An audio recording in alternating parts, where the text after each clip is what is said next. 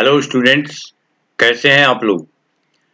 आइए चलिए हम चर्चा करते हैं आज जीएसटी के इतिहास के बारे में।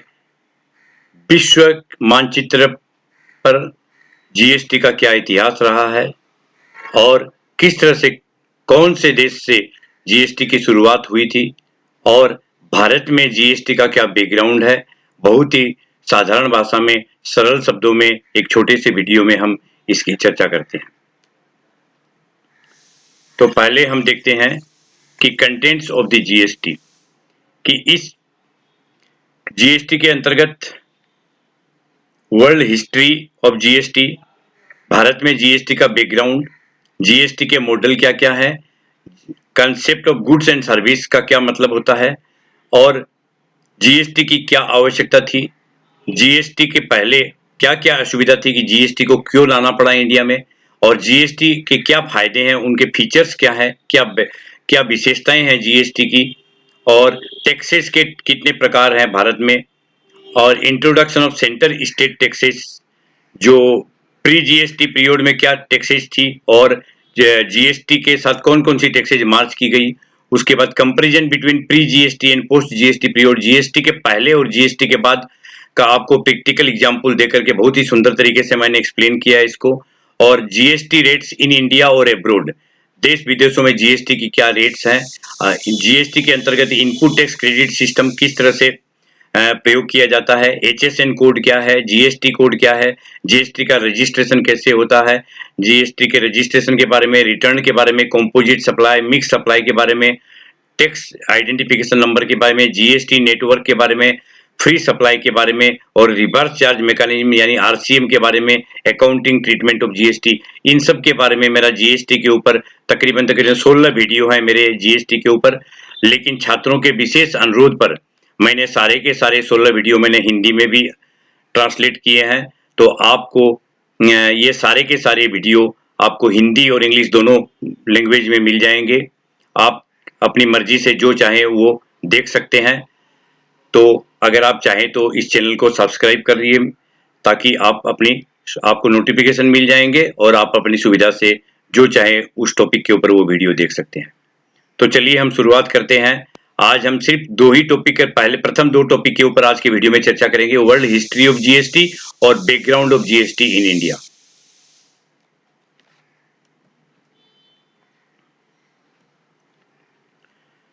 तो देखिए, world history of GST in brief, संक्षेप में हम जीएसटी का इतिहास जानते हैं। जीएसटी सर्वप्रथम फ्रांस में इसकी शुरुआत हुई थी 1954 में। इन 1954 फ्रांस में जीएसटी की सर्वप्रथम शुरुआत हुई थी और यूरोपियन कंट्रीज में लगभग 95% यूरोपियन देशों में जीएसटी 1980 से पहले ही लागू हो गई थी और तकरीबन विश्व के 160 देशों में जीएसटी आज एप्लीकेबल है। विशेषकर आप देखिए कि ऑस्ट्रेलिया में 2000 में जीएसटी आ गई थी, कनाडा में 1980 में जीएसटी आ गई थी, Africa, Brazil, Korea, Singapore, New Zealand, China, UK, Germany, Japan, Italy इत्यादि सभी देशों में जीएसटी लागू है। जीएसटी के अंदर एक पूरे राष्ट्र के अंदर, पूरे देश के अंदर एक ही सिंगल टैक्स होती है गुड्स एंड सर्विसेज की। आगे गुड्स के ऊपर अलग टैक्सेस होते थे, सर्विसेज के लिए अलग टैक्सेस होती थी, लेकिन जीएसटी के बाद गुड्स एंड सर्विसेज दोनों के ऊपर एक सिंगल टैक्स होती है जो कि विश्व के ज्यादातर देशों में यही एप्लीकेबल है। तो हम जान सकते हैं कि जीएसटी की शुरुआत काफी पुरानी है। ये 1954 से शुरुआत होकर विश्व के ज्यादातर देशों में ये 2000 के पहले इसकी शुरुआत हो गई थी। यानी इसका मतलब भारत में हमने जीएसटी के क्षेत्र में हम काफी पिछड़े हुए हैं, हमने काफी देर से इसकी शुरुआत की है। दो कंटेम्परेरी टू इंडिया, आप देखिए कि कंटेम्परेरी कंट्रीज जो है भारत के पड़ोसी देश श्रीलंका, बांग्लादेश, पाकिस्तान, इन सब देशों में भी समसामयिक पीरियड भारत के इर्द गिर्द 2017 के बाद ही, इनके इस समय के आसपास ही इन देशों में भी जीएसटी लागू हो गई है।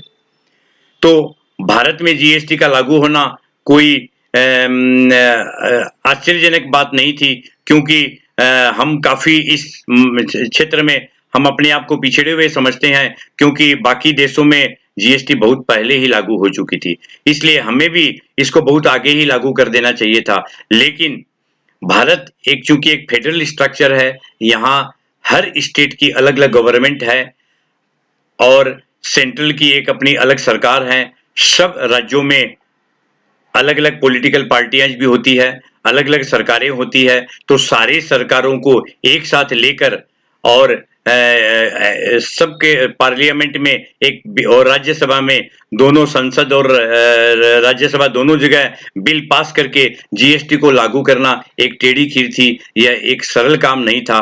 तो फिर भी जो भी हो, देर सवेर हमने इसकी शुरुआत की।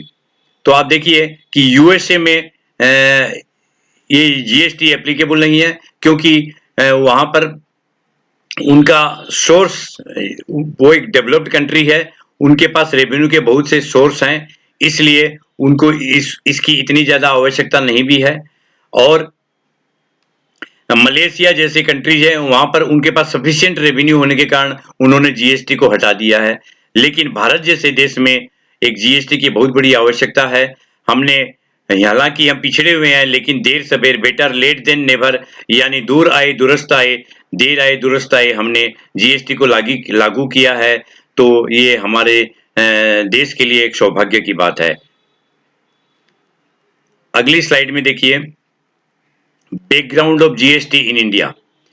भारत में जीएसटी की शुरुआत 2000 सन में अटल बिहारी वाजपेयी, हमारे पूर्व प्रधानमंत्री जी के समय में ही इसकी शुरुआत हुई थी। उनकी सोच, उनकी पहल की वजह से एक दासगुप्ता कमेटी को उन्होंने एम्पावर्ड किया था। तत्पश्चात 2002 में एक टैक्स रिफॉर्म के लिए नया टास्क फोर्स गठन किया गया और डॉक्टर विजय केलकर के नेतृत्व में, उनकी चेयरमैनशिप में 2 कमेटी गठन की गई, एक डायरेक्ट टैक्स की कमेटी और एक इनडायरेक्ट टैक्स की कमेटी गठन की गई। तत्पश्चात 2004 में केलकर कमेटी ने अपना रिकमेंडेशन दिया भारत सरकार को कि जितने भी पुरानी बहुत सारी टैक्सेज हैं, जितने भी सारे टैक्स के अलग अलग टैक्सेज जो थी, उन सारे करों को रिप्लेस करके और उनके स्थान पर एक ही सिंगल टैक्स पूरे राष्ट्र में लागू किया जाए। ये केलकर कमेटी का रिकमेंडेशन था और उस कमेटी के सजेशन के अनुसार ही उन्होंने भेट प्रिंसिपल को अप्लाई करने कहा गया था, जो कि भेट प्रिंसिपल यानी वैल्यू एडेड टैक्स सिस्टम जो इंडिया में लागू था, उसी के ऊपर, इसी भेट सिस्टम के अंतर्गत ही जीएसटी आती है। तो उसमें goods and services tax with input tax facility, input tax credit facility, ये मेरे वीडियो में आपको आगे जानकारी मिलेगी कि इस इनपुट टैक्स क्रेडिट फैसिलिटी के अंतर्गत भेट सिस्टम को ला करके इस जीएसटी को लाया गया। तो यह केलकर कमेटी का रिकमेंडेशन था और केलकर कमेटी ने अपनी रिपोर्ट, फाइनल रिपोर्ट 2008 में सबमिट की। 2006 में आप देखिए कि हमारे भारत के पूर्व प्रधानमंत्री मनमोहन सिंह जी थे और हमारे फाइनेंस मिनिस्टर, वित्त मंत्री पी चिदम्बर के समय में ही उन्होंने बजट स्पीच में कहा था कि 1 अप्रैल 2010 के पहले पहले हम जीएसटी को भारत में लागू कर देंगे। परंतु कैसे भी क्यों न हो, 2011 तक जीएसटी को लागू नहीं किया जा सका।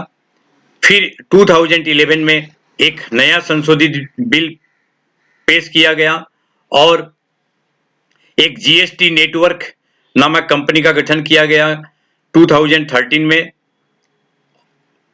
क्योंकि जीएसटी को लागू करने के लिए जीएसटी नेटवर्क की आवश्यकता थी, तो इसको 2013 में इसका जीएसटीएन नेटवर्क का गठन किया गया और 2014 में अचानक क्या हो गया कि यस, सेंट्रल में केंद्र सरकार में बदलाव आया और वहां पर सत्ता का परिवर्तन हुआ।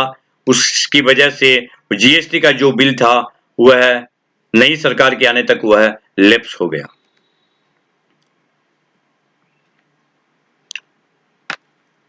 फिर वो पुराना बिल लैप्स होने के बाद नए वित्त मंत्री अरुण जेटली के नेतृत्व में 2014 में नया बिल ला करके फिर लोकसभा में उसको 2015 में पास किया गया और राज्यसभा में उसको 2016 में पास किया गया। क्योंकि यह एक आसान काम नहीं था लोकसभा और राज्यसभा में सरकार को बिल को सर्वसम्मति से सभी पार्टियों का समर्थन लेकर इसको अनुमोदित करवाना यह एक बहुत ही कठिन कार्य था, लेकिन कैसे भी क्यों न हो इसमें डिले जरूर हुई, लेकिन 2016 में ये राज्यसभा में भी कुछ संशोधन के साथ 101 अमेंडमेंट एक्ट के साथ ये पास हो गया। फिर जीएसटी काउंसिल का गठन किया गया, क्योंकि सेंट्रल और स्टेट के में अलग अलग सरकारें होती थी, तो जीएसटी के अंतर्गत सेंटर और स्टेट सभी सरकारों का, सभी राज्य सरकारों का अनुमोदन लेना जरूरी था, इसलिए जीएसटी काउंसिल का गठन किया गया था। ये केलकर कमेटी की रिपोर्ट के मुताबिक ही इसका गठन किया गया और एक एम्पावर्ड कमेटी का गठन हुआ और जिसके अंतर्गत ये जीएसटी की डिजाइन बनाई गई और जीएसटी काउंसिल का गठन 279A आर्टिकल के तहत किया गया। मार्च 2017 में जीएसटी काउंसिल ने इसको क्लियर कर दिया और इन्होंने पार्लियामेंट में इसको रेकमेंड किया कि अलग अलग एक्ट पास की जाए, जैसे सेंट्रल गवर्नमेंट के लिए central GST act, state government के लिए स्टेट जीएसटी एक्ट, एक कॉम्पेंसेशन एक्ट की ये कहाँ से ये जो रेवेन्यू कहाँ से आएगी इसकी क्षतिपूर्ति के लिए कॉम्पेंसेशन एक्ट, स्टेट को देने के लिए कॉम्पेंसेशन एक्ट पास की जानी चाहिए और यूनियन टेरिटरी के लिए यूनियन टेरिटरी, इसलिए इस तरह से 4 एक्ट पास किए गए इसके अंतर्गत। और जीएसटी काउंसिल में क्लियर होने के बाद राष्ट्रपति के अनुमोदन के बाद प्रधानमंत्री नरेंद्र मोदी जी ने इसको 1 जुलाई 2017 को पूरे देश में इसे लागू कर देशवासियों को एक नई सौगात दी। और उस समय जम्मू कश्मीर में ये लागू नहीं था, तो फाइनली 8 जुलाई को जम्मू कश्मीर में भी इसको लागू कर दिया गया। इस तरह से 8 जुलाई 2017 से पूरे भारतवर्ष में जीएसटी बिल लागू हो गया। तो इस तरह से यह जीएसटी की कहानी रही, जो पूरे लंबे इंतजार के बाद, कई दशकों के इंतजार के बाद भारतवर्ष में हर भारतीय नागरिक को जीएसटी का एक तोहफा मिला। तो जीएसटी के क्या फायदे हैं, यह कैसे भारतवासियों के लिए एक तोहफा है। भारतीय संविधान में इनडायरेक्ट टैक्स के क्षेत्र में भारत की स्वाधीनता के बाद यह एक बहुत बड़ा बदलाव था, जिसका सभी देशवासियों ने स्वागत किया। तो इसी के साथ ही आज का वीडियो मैं यहीं पर समाप्त करता हूं और ज्यादा जानकारी के लिए आप मेरे चैनल को सब्सक्राइब करके आप बाकी टॉपिक के ऊपर और भी वीडियोज आप देख सकते हैं। तो keep learning, keep loving, take care, thank you.